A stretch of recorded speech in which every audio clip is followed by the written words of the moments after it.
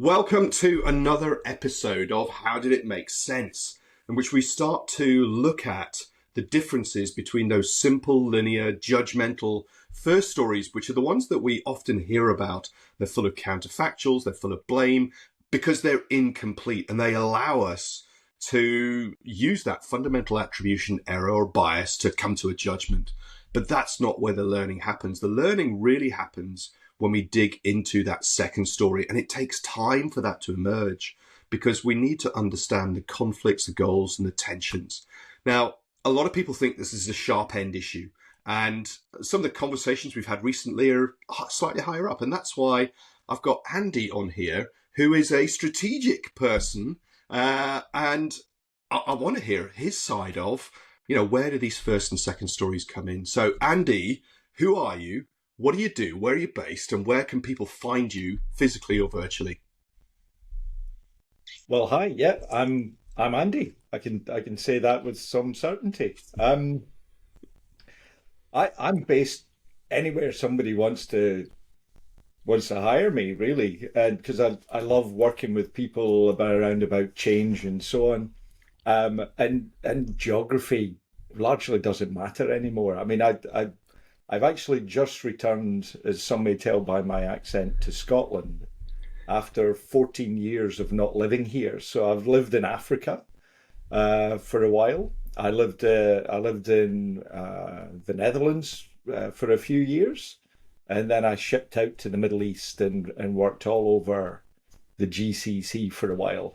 In between times, I've had trips to the Far East and the US, and I'm delighted to share stories at conferences. I think I've got something like 50 international events and keynotes, and I'm hosting a conference next month. There's a couple of awards under my belt as well, which I'm very, very proud of, but more proud of the change that it comes, we that you brought about. create. Yeah. Yeah. So does that answer your question? Well, so where do people find you virtually then? Oh, LinkedIn, Andy Barker.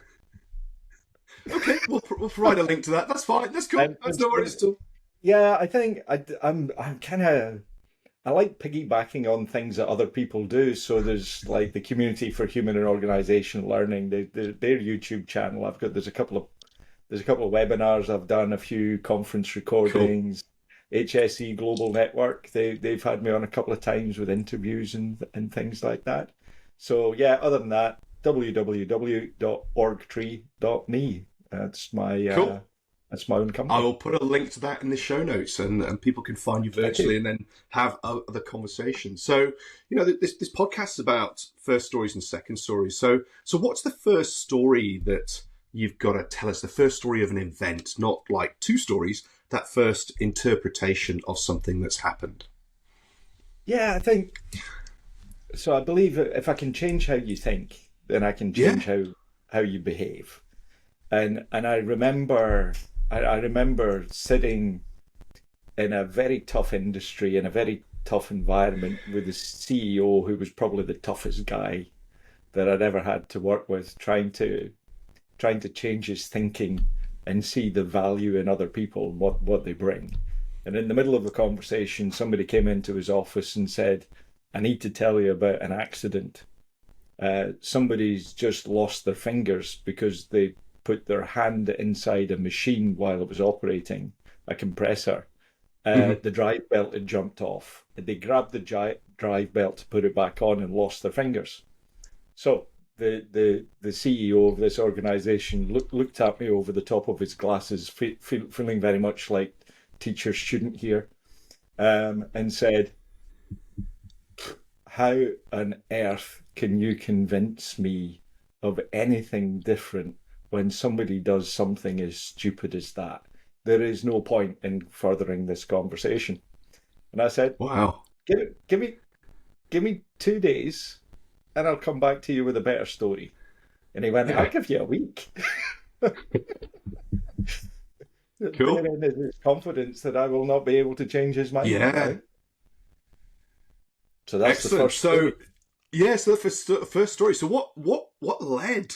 what conditions led to that situation, and what was the narrative that you went back to the CEO? And I'm guessing because of the smiles on your face, and you're generally a happy person anyway, is that you did convince him that there was more to it than being a stupid person who doesn't understand the risks that are involved in a high energy situation. Yeah. So I believe, and in fact, I've never looked at a first story like that and not been Mm-hmm. able to talk about patterns, culture, and strategy.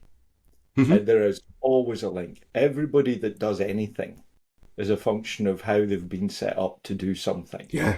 Um, I think the first story, very emotional, right? I think our brains tend to look at something and say, well, quickly, why is that not my fault? And how can I learn from that immediate situation? And it's like, oh yeah, no, I didn't tell him to put his fingers in there, and I won't do that. So you've got two Yeah. answers. You walk away, and it's very easy to say, "Guy's an idiot." So Yeah.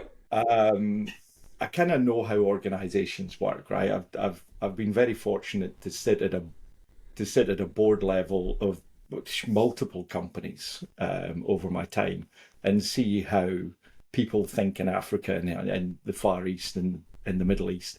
And it's kind of the same. There's more Yeah. about what makes it the same than different.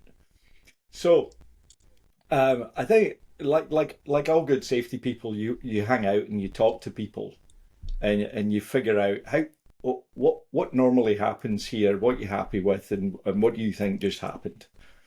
And then it came out that the construction manager running the construction job on which this compressor was located now had 5 people downtime because they couldn't use the jackhammer anymore.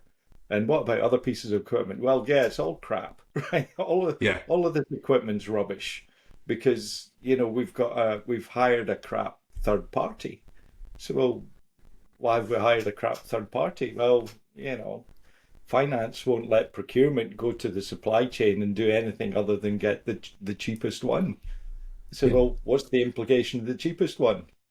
So, well, this guy isn't a technician, he's a Mm-hmm. labourer because that company won't hire technicians because they're expensive. So you've got one technician on site running around all of this equipment that's out of date and not maintained, and there's no procedures for any of that. And he says the common faults are as follows, and this is how you deal with it. And he teaches the labourers how to flick a belt back on without taking hold of it so that the belt keeps going, right? Because if you switch it Yeah. off, it's that Lost rubbish. time. You might not get it to start again. So you start building up a pattern and you say, Yeah. like, um, why is it that we get to the situation where a company that behaves the way that it behaves, you don't know that before you engage them? So you, Mm-hmm. you, you talk to supply chain and say, right, did we visit the workshops? Did we visit the management? Did we look at a site where they operate? And it's like, uh, no, sorry, a supplier Yeah. pre-qualification. What? Sorry, because that's Yeah. what's the point in doing that? Because finance won't let us play. So then you Yeah. go to It talk. costs you money to do a Well, pre-qualification you don't need to do process. that. And you're like, I pre-qualify, and I always say, I found this really good company in finance here. They're cheaper than the last guy. Well, no, Yeah. they're more expensive. Well, you can't have them, Yeah. right? Because they're a powerful organization. So you talk to finance, you say, how did you help set operations up for success? They say, oh, we've got a penalty clause. You've got a penalty clause. What's a penalty clause? Well, if it costs 20 quid a day to hire a piece of equipment and it runs for 10 hours, if it's down for an hour, we charge them £2. And I said, how much does it cost to run the team? Well, I don't know. Well, Yeah. imagine the penalty clause was linked It's, to it's got to be downtime. it's got to be meaningful. It's got to be meaningful. So I said, just so happens the construction guy has given me some information you might find helpful. Look at the downtime that's a result of this. And then we bring procurement in and say, how can we generate uptime as a Yeah. result of these? And now we're having a different conversation about the value that each of the operations, the construction guy, the maintenance guys, the procurement guy, and finance to say, well, is this a problem worth solving? Well, actually, it is. So then Yeah. we come up with a whole different plan and a whole different strategy and a whole different way of thinking. Because for the first time, they're not in a, am I allowed to say pissing contest? Yeah, you can do that. That's fine. Is that okay? That's Okay. okay. They're not, Pissing contest. Yeah, I know what you mean. yeah. So that they no longer have adversarial relationships because Yeah, they can that's it. see Yeah. how they can work together to fix a problem that they all agree is a problem. But the problem that they had before was my purpose is more important than yours, and saving money is more important than your efficiency. Saving Yeah. money is more important than, you're getting a shiny supplier in with brand new equipment, Yeah. right? Because we're here to make money, right? And we can't make money unless I make that decision for you. So I went back to the CEO and I said, guess what I found? It's not what you think it is. It's not what you think. Let me tell you how the infighting amongst your team at the management level, because neither will let the other do their job. Therefore, they're all Yeah. in a huff with each other. So we've withdrawn collaboration from each other, which it means, in effect, I know stuff I'm not going to tell you. And if you fail, Yeah. it's on I'm you, going to make right? sure you fail. Yeah, exactly. Right. And exactly, if you're that far apart, you start undermining each other. You start undermining the policies and procedures that people get out. And who suffers as a result of that, right? Yeah. So it's going to lead, if ill-informed decisions lead to bad outcomes. So if you can take a bad outcome and understand how to link the bad outcome with what's going on at a policy level, and you do that with patterns, you do it with, what else would be a symptom of those bad decisions, right? Where else would I see that? Yeah. And instead of trying to transact the one event, you start Yes, looking to create absolutely. leadership culture and how do I take it back to the decision makers. So that would be The the need to second. be able to. No, no, that's really cool. And there's a couple of bits that come out of that for me. One is that many organizations have got business units that are in competition with each other. So not just standard departments, so ops or HR or logistics or procurement, but actually product parts of a business. And it might be Yeah, business unit A that generates revenue, B, C, D, and E. And they've only got a finite amount of resource and they have to bid for those resources, which means they're now in competition with each other as opposed to collaboration. So you could end up undermining and bringing, we had somebody in a previous podcast talking about bringing in assets from outside, which may impact security clearances for an organization because they've gone to somebody that they probably shouldn't have done, but that's a good market to go into. So that was one thing is that. So how have you picked up on that and how have you managed to resolve those conflicts or tensions that exist? I think so. I've been working on in the area of purpose, meaning, mastery, autonomy. The real what motivates us Yeah. as a bunch of people, right?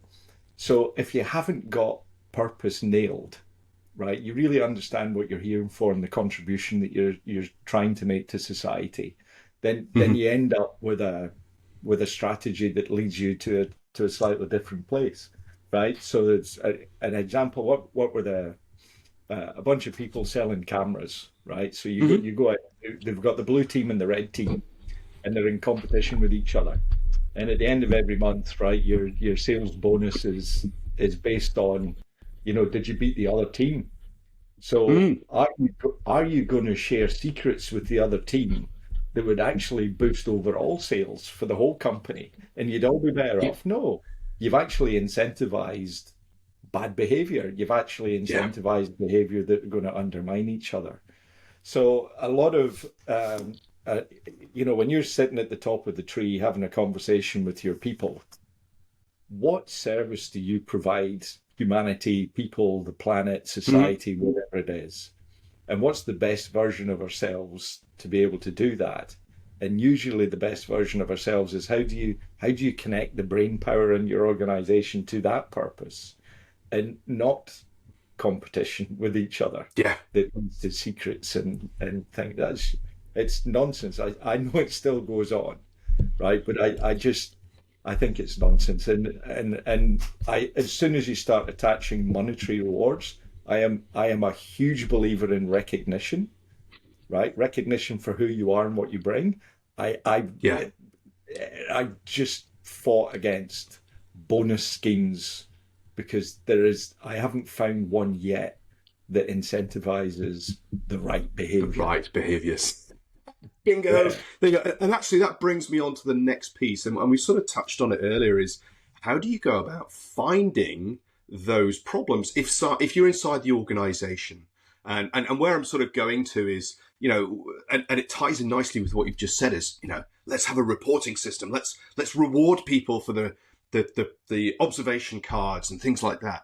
And my view is that drives the wrong behaviours if you don't have the culture. And where I'm going is, the storytelling we were discussing before is how do you find those stories if you don't have an external consultant that says, hey, hang on a minute, CEO, give us a couple of days, I'll find the answer for you. How do you find those internally? I Again, I think there's a whole education piece. Are you comfortable with being controversial?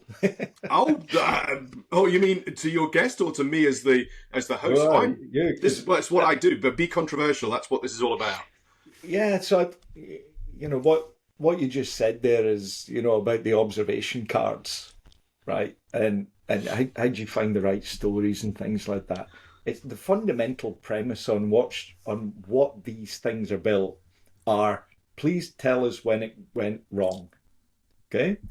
And our brains are fundamentally wired to, the social rules. The rules of the tribe are protect people in the tribe and help the tribe out. Okay. Yeah. And it's really hard to articulate a bad thing just happened into if I tell you about this, Gareth might get in trouble. There's a social risk associated with that. So if you look Honor amongst thieves. on, on, honor amongst thieves, right? But we like to protect the tribe against social risk. Our brain Yeah. can't tell the difference between imagined risk, social risk, and a broken leg, right? But we're Yeah. very optimistic. So we'll think, I probably won't get a broken leg if I do this. But if I tell somebody I'm going to do it, I will be in trouble. Yeah. so Yeah. Yeah. so Yeah. Yeah. it's hard. It's harder to take a social risk than it is the risk of breaking a leg. So if you look at it this way, we choose the profession that we choose, and we like the profession we choose. We want to get better at the profession that we choose because in that way we can contribute to the organization that we're a part of Mm-hmm. better. And along comes the safety guy and says, "Let me know where you get that wrong, will you?" And I'm like, "What? Sorry." No, but I'm doing good stuff here, right? Can we talk about Yeah. that? I mean, if you want to talk about good things, well, there's no learning in that, right? Tell us about bad. In fact, I'll tell you what. We've got these corporate procedures and corporate plans, and we've been, planning the job that you're doing for 2 years. But you let power know where we get that wrong, will you? Yeah. Right? Yeah, yeah. That's not going to happen, is it? So we're kind of we think we've got an engagement problem that we think is a you thing, but it's not. It's a me thing, right? Yeah. I need to change the language so that I get more information about how we can be better versions of ourselves. Yeah. So where as I teach storytelling, but if you look at a story, the construct of a story is, this might be a bit risky, but I'm going to go over the point of no return, find the trusted guide. I'm going to make a change in the world and a change in me at the same time, and the place that we arrive is better than when we started.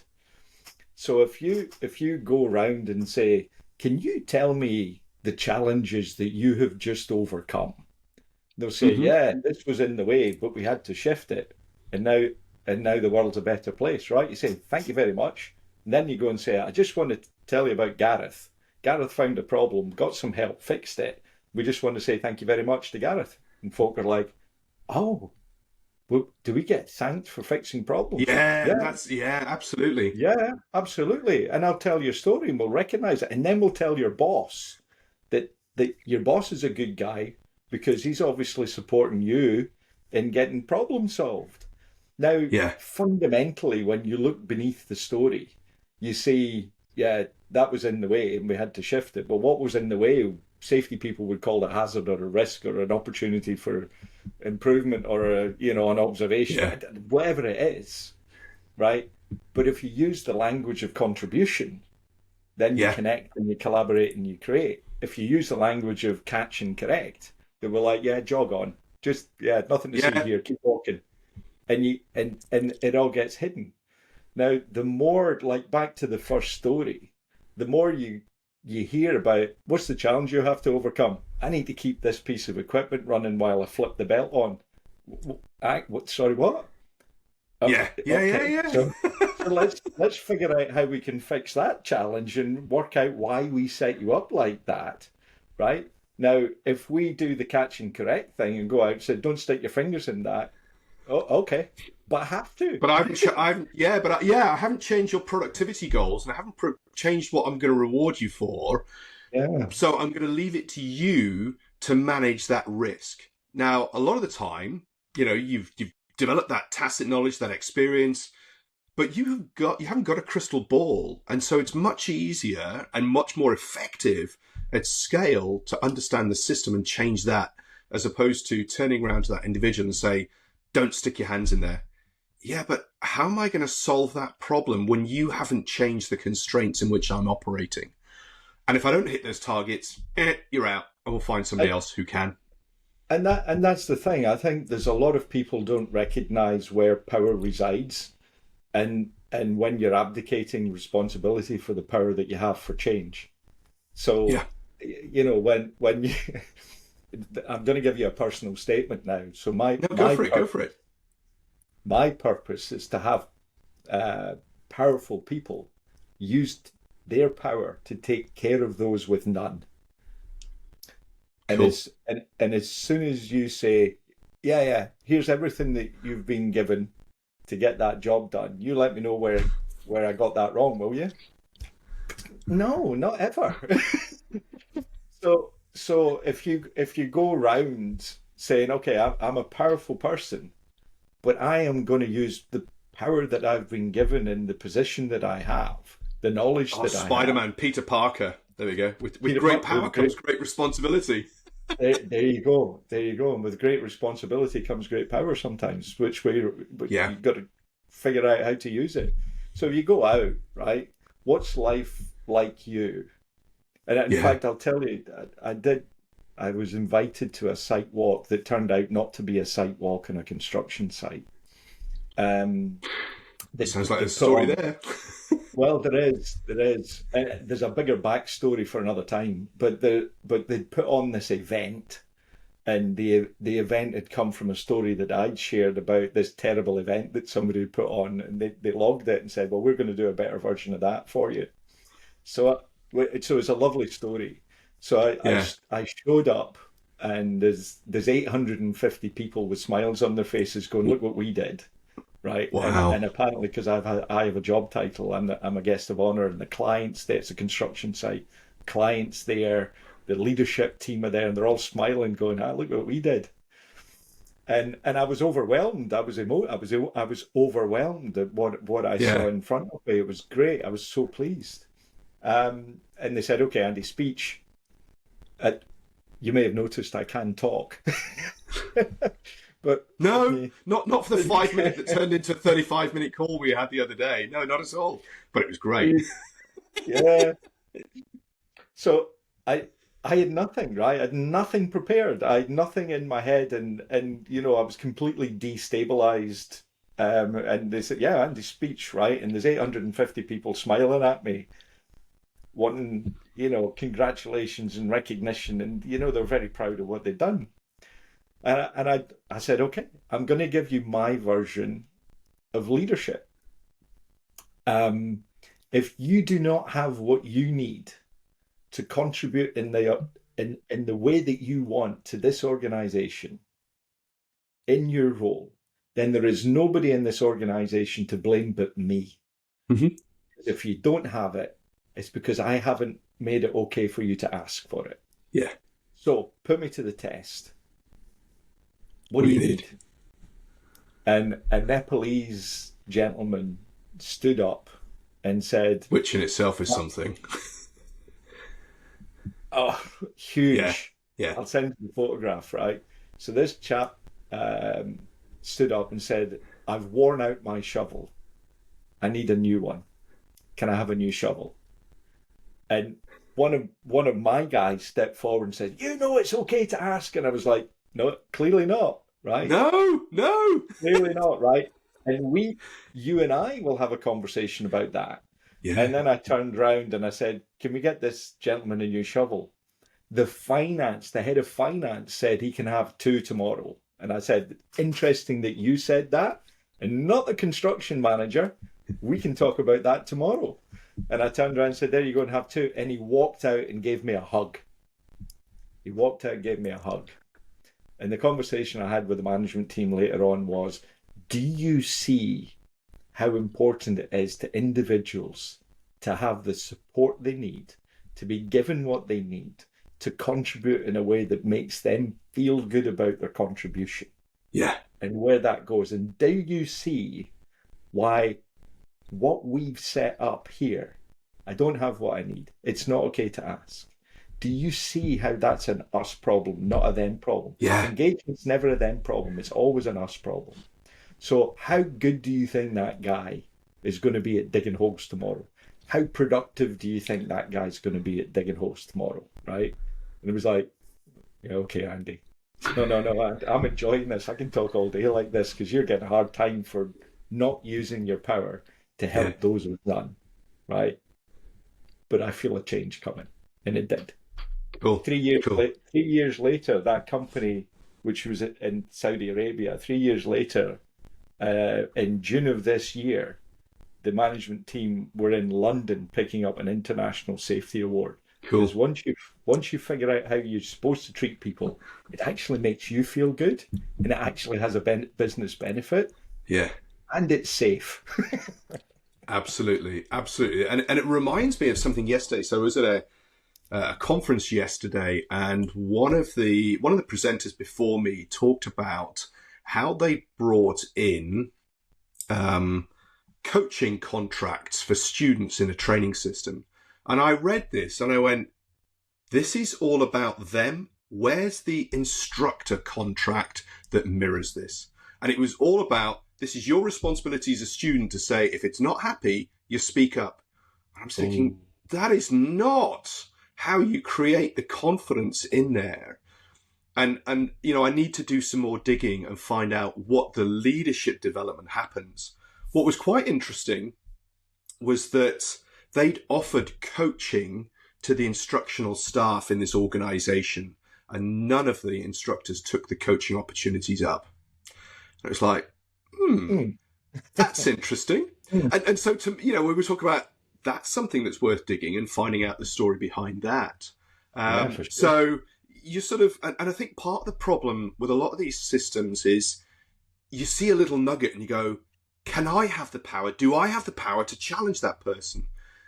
So as an external consultant or somebody who's in a leadership position, you're right, you have that independence, but you've also got to have the integrity. So as a consultant, you can come in and sit there and go, can I be controversial? Can I ask the questions, or do I want some more business?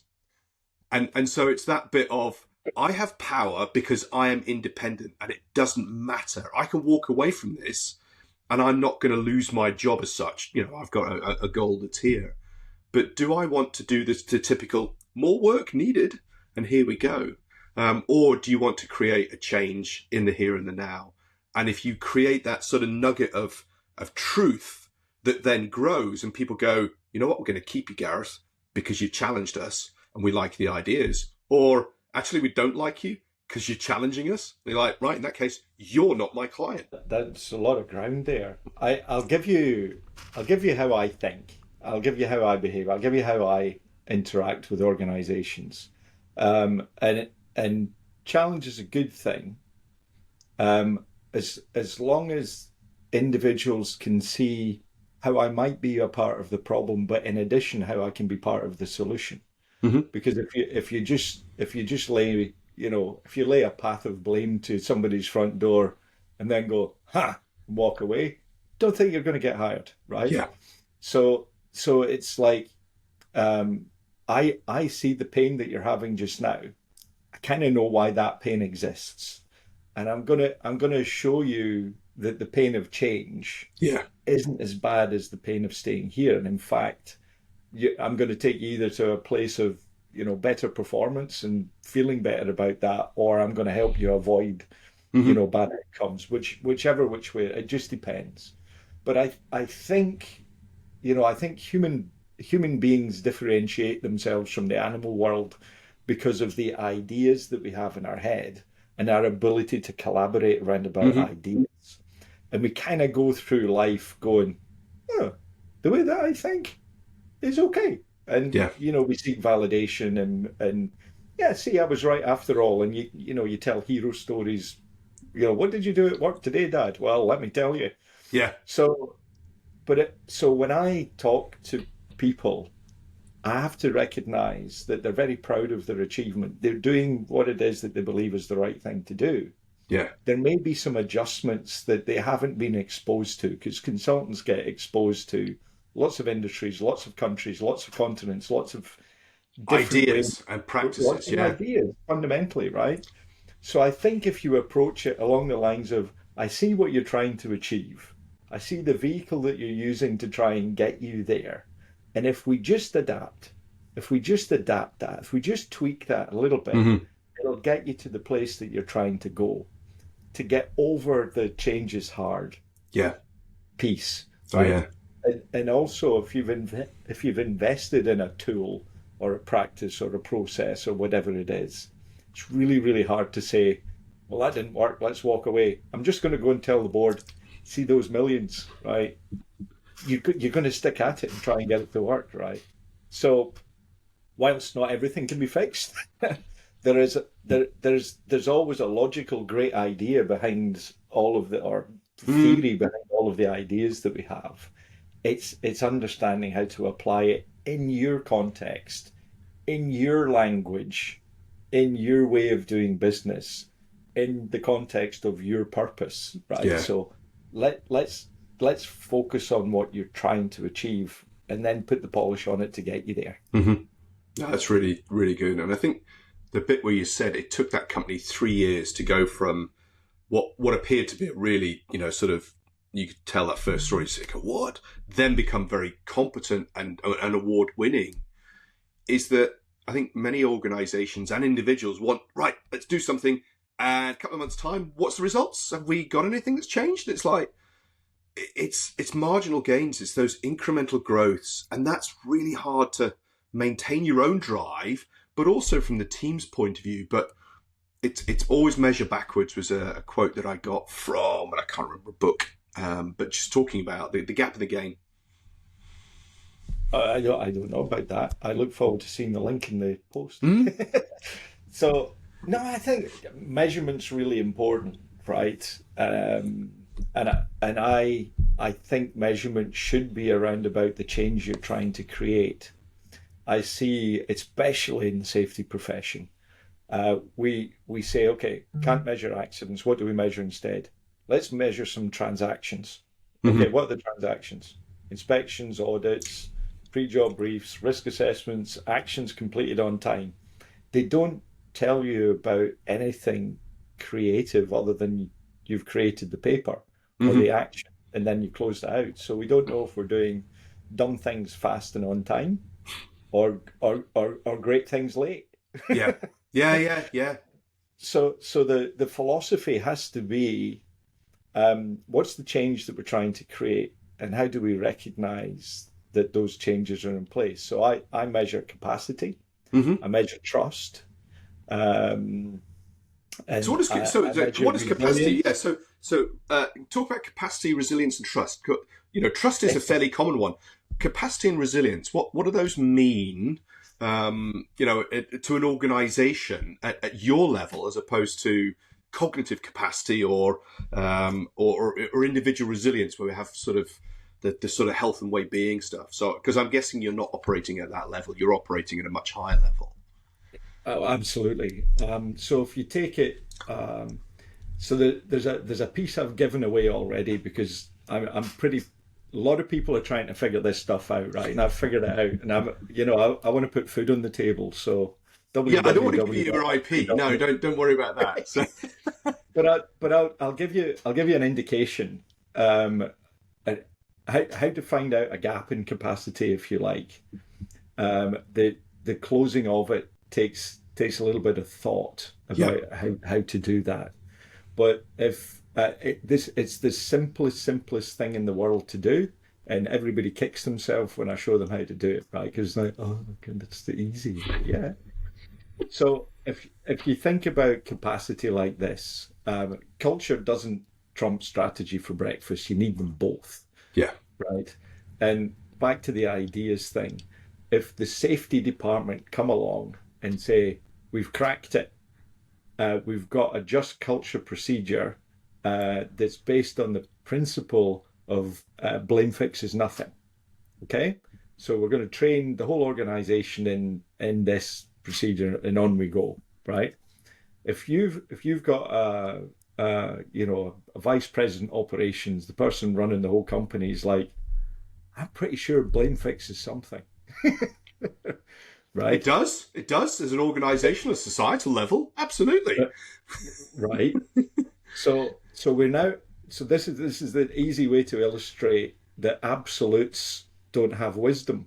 Yeah, And if I was to say to the ops person, I want you to rate the importance and value, two different metrics, yeah, right, on a scale of 1 to 5, importance and value of blame fixes nothing and our just culture procedure, right? It's going to say, I'm going to be polite. I'm going to give you a 2, yeah. 2 for both, right? The safety guy sitting there going, this is magic, right? I'm So going to I'm give going you to, fives. I'm going to give him 5 or 4, and. So when you sit in the room and you're sitting there going, right, this is magic. The other guy's sitting there going, you It don't get ain't. it. You don't get it, right? You don't Yeah, get that. And the other guy's going, no, I think you find it's you that doesn't get it. I just need to persuade you that I'm right. And it's like, I don't think you're right. So how much trust do you have yeah, in that relationship? And how does that lead to productivity, to engagement, to getting the results that procedure is designed to achieve? So you are, by definition, 2 or 3 boxes different. The ops VP is going to go around all of his leadership team and say, just don't do anything with that. yeah, You're being undermined because you're 2, 3 boxes different. Now, if you're 2 boxes different, you've either got a bit of silence or a little bit of conflict. But it's manageable. Yeah, it's workable. Yeah, you can try get somewhere with that. If you're 1 box different, it's like, well, I don't quite see the world the way that you see it. yeah, So let's have an alignment conversation. If you're both in the same box, right, then it's like, it doesn't matter whether you both agree that it's a terrible place to be or a great place yeah. to If you be. both think it's ones, that's great because you're aligned. Yeah, You're aligned. It's just like, yeah, I get you. I know where you're coming from. Let's just work out how to make it better. yeah. So capacity. That's When cool. I go around organizations, I look for the conversations that are in absolutes and they're very far apart, and I decide not to fix those things Yeah, because they're just fundamentally broken. They're just fundamental disconnects. yeah, If I go around and I find there's an alignment on importance and or value, and sometimes there's alignment on value and not importance, yeah. but then I can work on value, and the more value somebody gets out of it, guess what, it becomes more important. So wait, That's really cool. Yeah, I don't need to go any further. And that's really cool. That's really cool. And so it's interesting. In the training sessions that I deliver, I force people to have binary outcomes. And so I'll ask people, was this a failure to follow procedure? Should they be punished? Should they be allowed to go back to work? And is this a system problem or an individual problem? And I only give them yes, no's. And what's really interesting is where you have a small number of people and say, this is an individual problem, not a system problem. You go, I don't want to speak to the system people. I want to find out why those people think it's an individual problem, because they've got some insights that I think everybody needs to understand. And so all I'm doing is, so that's a really cool way of doing it. It's quite amusing at times, and it's invariably very senior people who pick the it's an individual problem. The rest of the people, the operators, the mid management go, yeah, this is a system problem. See, so here's a question, right? When I was a kid growing up, and I had a conversation with somebody that was big and powerful. One, it terrified me, but I found that I was in the presence of somebody that was looking at me, going, "How can we make you a better version of Andy Barker?" Mm-hmm. Right? Which is great, right? I loved that. I sat with a bunch of people that all had a letter in front of their VP title. Mm-hmm. Uh, Ages ago, this was, and they were talking about them and not us problems. And I asked them all because I had this experience when I was in when my age started with a two in front of it. Um, and I asked them, how old were you when you got your first chunk of responsibility? Mm-hmm. And invariably around the table, they were all in their mid-20s, right? Mm-hmm. Couple early, some late, most mid-20s. Mm-hmm. It's like, can you tell me the name of the person that gave you that chunk of responsibility? And they all had a story to tell, right? They all had a Mm. story about Jim or Brenda or Deborah or Joe or whatever it was. And, what did you feel going into it? Terrified, but somebody had my back, Yeah. right? Which, for me, leadership is air cover for candor, to give it a Yes, military, absolutely. right? Yeah, yeah, yeah. Brilliant. So, and they're there, everybody wants support and everybody wants to be a better version of themselves and all that kind of stuff. And then I asked the question, please, can you tell me the names of the 20 somethings that you've given the same opportunity that you have? And I was met with silence. Wow. So that point you're making about leaders thinking, it's an individual problem. I think we've lost a lot of.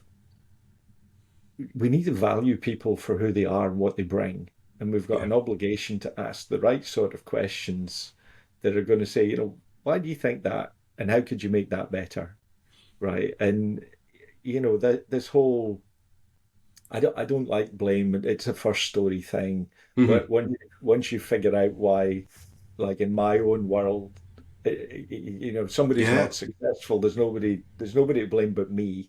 So Mm-hmm. therefore, what is it that I can learn about how it is that I can better support you? And there's maybe one story in 20 where I've like, no, I got that wrong. That one is that one's on you, right? Yeah. Very, very. It just doesn't happen. It doesn't really happen like that. But there's a huge gap, I think, in And, leaders pointing at individuals, not themselves. and I find it very insightful for me is developing myself as a leader as well. So I'm loving the conversations that I get from the different people because it's not just about the audience that's out there that's listening to this. It's also about me learning and developing. So thank you for sharing your wisdom and sitting there going, right, how do I use that? So just sort of like to codify some of this stuff, have you got a book or a paper or a video that you'd recommend that people that I can stick in the show notes that people can go and visit and sit there and go, that's a cool bit of wisdom that I can try and sort of distill into my own space? It can be more than I, one as well. yeah, I mean, so I post stuff. So I have a look at the. Everybody's got a blog, so I called mine "Free Guides" in the hope that somebody would actually have a look at them and You've got download free them. guides for. Free guide, yeah. So that's on the website. Mhm. We said earlier on, I did some of the people that sent me on a different track. Uh, there's a guy called Professor Paul Zak, Okay. um, and he I first saw him because he did a TED talk in Edinburgh Okay. about finding the moral molecule, and he started talking Ah, about how dopamine works in your head, yeah. right? And he just kept going down that path. And I co-presented with him in June this year Cool. in Las Vegas.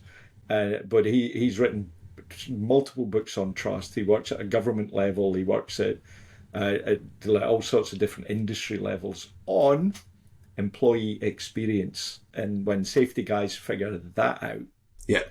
we'll be in a different place. So Paul Zak would be a person. There's a lady called Julia Darr, who is an Australian person who did a Hmm. TED talk on how to disagree productively Okay. and come up with better answers. And I learned so much from that. And there's a great book called Crucial Conversations. So you've got a couple of TED Talks, few books Brilliant. out of that. But I found them great things to look at. Awesome. Andy, thank you very much for your time. I know you're a really busy guy, and your insights are really useful for me and for, I'm hoping, the audience that's out there. So thanks very much, and take care. Have a great weekend. Welcome. Thank you for having me.